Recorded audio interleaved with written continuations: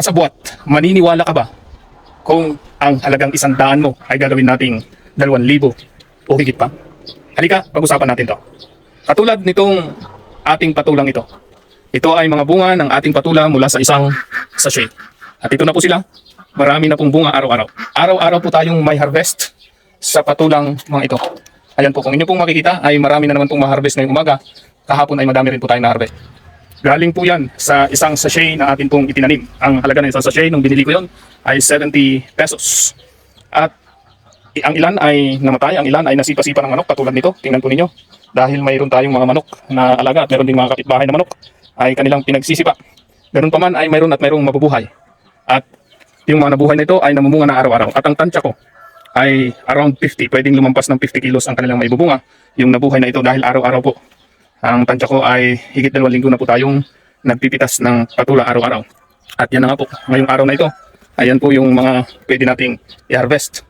At sa 50 kilos, at ang bintahan po namin ngayon, pwede nga namin taasan dahil walang patula dito. Pero dahil kaibigan naman natin, mga kamag-anak ang bumibili, ay ginagawa natin 40 pesos per kilo. At sila naman ang pumupunta dito, hindi na tayo nag-iikot.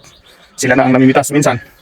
At sa 40 per kilo lang, pwede natin gawing 50 or 60, ay 40 times 50 is 2,000 pesos. Ano ang gagawin lang? Samahan lang po ng tamang diskarte, katulad ng ating mga mataba. Pag-usapan pa po natin ang ibang mga gula. Gandang araw po, mga kasabwat.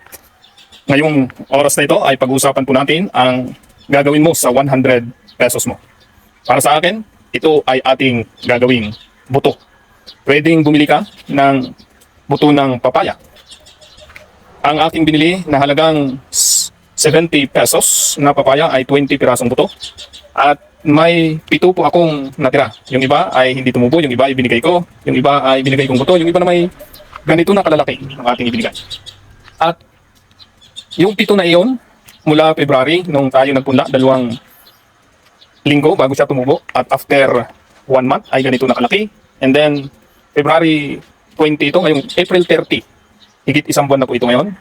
Magdadalawang buwan na sa, or February 20, March 20, April 20, 2 buwan na higit ito. Mula nung ito'y naipunla, ay malalaki na po siya. At naghihintay na lang po tayo ng kanilang pagbunga.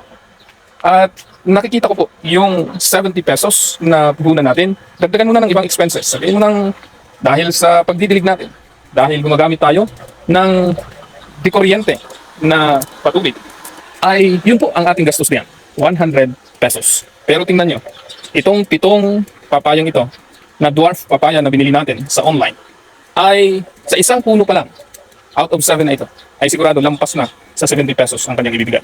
Alam ko, na pag ito ay namunga, dahil ang bintahan namin last year, at hanggang ngayon 40 pesos per kilo, sa isang bunga lang mismo, ay higit na doon sa puhunang 100 pesos. Sapagkat tumitimbang ito ng 3 hanggang 5 kilo ang kanyang bunga. Kaya dito pa lang bawing-bawi na ako. Puntahan naman natin ang kalabasa. Ang kalabasang ito, ay ang isang sachet din ay 70 pesos, at ilang buto rin yun. Sabihin na natin nasa 14 na buto. Out of 14 na buto, pag napabunga mo ng kahit ilang piraso lang ay bawing-bawi ka na. Ganun po ang puhunan natin sa ating paggagarden. Kung sa talong ka naman, ay ganun din po. Pwede ring magpunla ka. At sa talong na ito, dahil ngayon ang bintahan sa amin ay 50 pesos per kilo ng ating talong, 2 kilo lang, bawing-bawi mo na ang 100 mo mula sa talong namang ito. At itong talong natin ay pasimula pa lamang na namumunga dahil ngayon ay higit 1 buwan pa lamang po, or magdadalawang buwan na rin po mula nung ito ay naipunla. Pwede ring dalhin mo ang pera mo sa kamatis. Sa kamatis na ito, ganun din ang puhunan mo. Isang sachet ay 70 pesos at yung iba pang gastusin mo. Ako po yung nagsasabi mula sa aking karanasan sapagkat tayo po ay yung punla lang ang ating binili. Pwede ring okra. Ang okra na punla na binili ko dito ay 50 pesos lamang.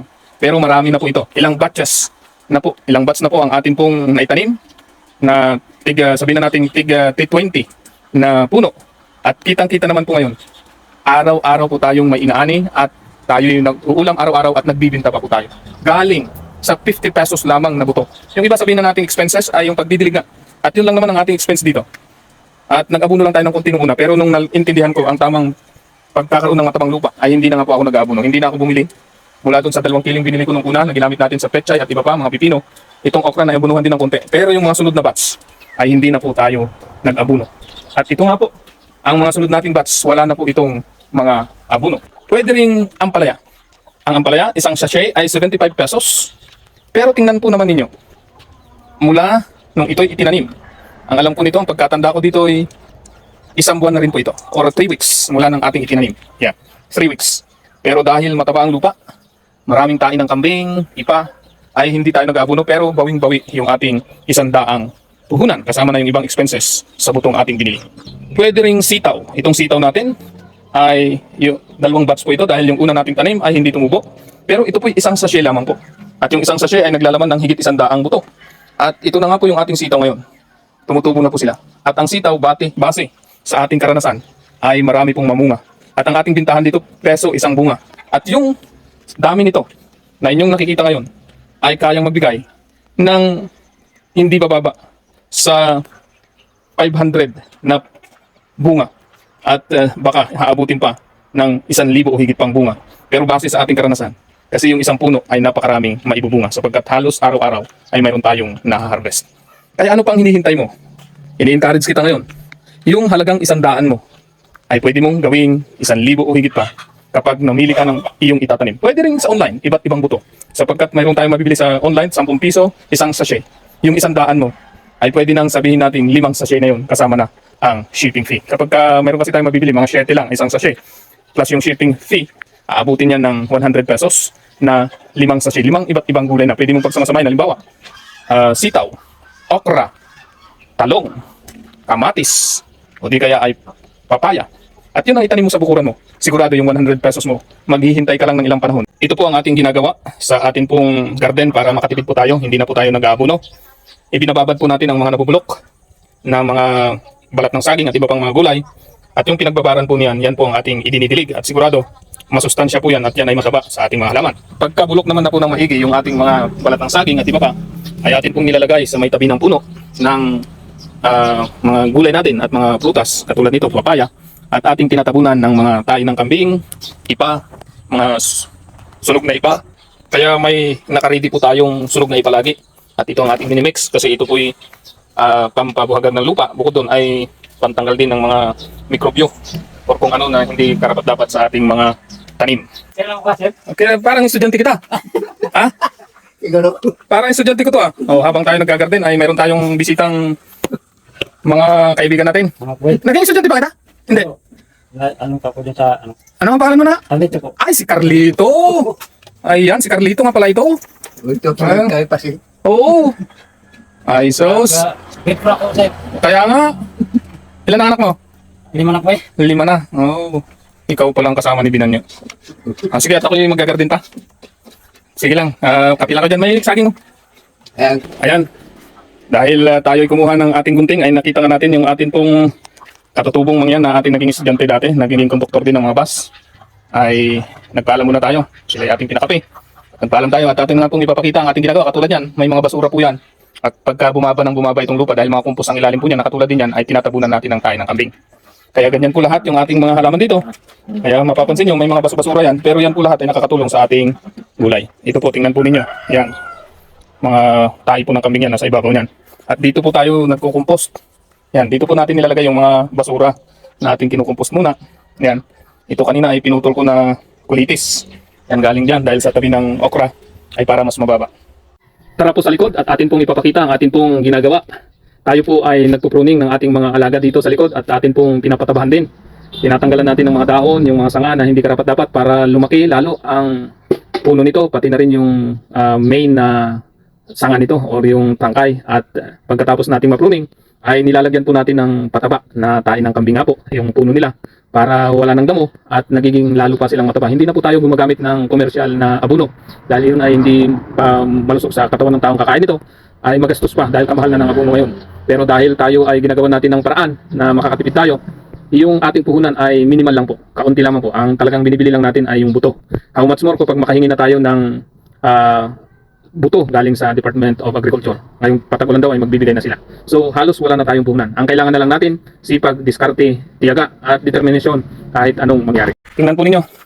Yan na po yung lupa nyo. Tahi po yan ng kambing. At wala pang kadamo-damo. Bukod doon, ang lalaki pa. Ayan, ito na po ang atin pong lagyan ng abono. Ang abono po natin ay organic na tahi ng kambing. At mga ipa po yan. Pag kinakailangan ay nilalagyan ko po ng ipa na sunog din. At iba pang mga compost na mga ating iniipon galing sa ating kusina, lalo na sa Barbante Restaurant. At nakakatuwa pong tingnan, na green ang mga gulay natin dito. Yan, salamat sa Panginoon at last week ay umulan ng 3 beses na malalakas. Every other din umulan na. Hopefully, ngayong linggong ito ay uulan ulit.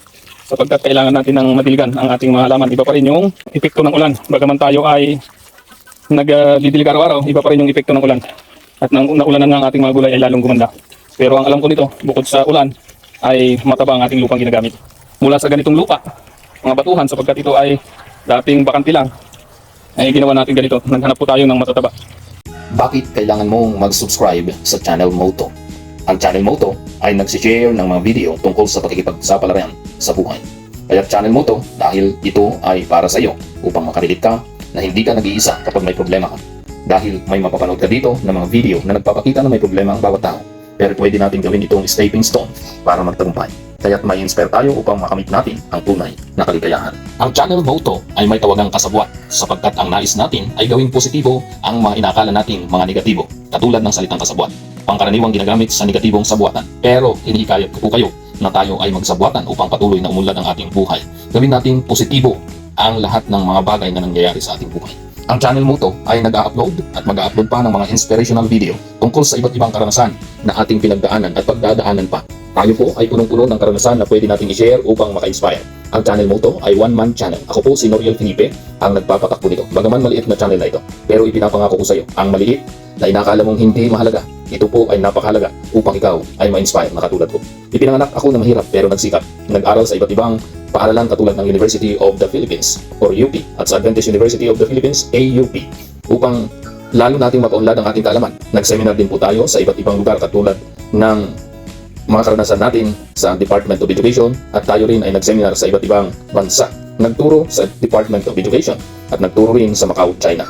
Ang mga karanasan na ating pinagdaanan ay humubog sa atin upang maging inspirado tayo at lalo naman tayong makaka-inspire ng mas maraming tao. Nagnegosyo po tayo sa iba't ibang larangan katulad ng buy and sell ng hayop, restaurant, at maging ang backyard garden ay ating pinagkakakitaan. Marami pa po tayong ibang mga pinasok na pwedeng pagkakitaan. Pumasok rin tayo bilang administrative assistant sa barangay hall ng San Agustin. Lahat ay ating gagawin upang maging masaya at makapagpasaya sa ibang mga tao.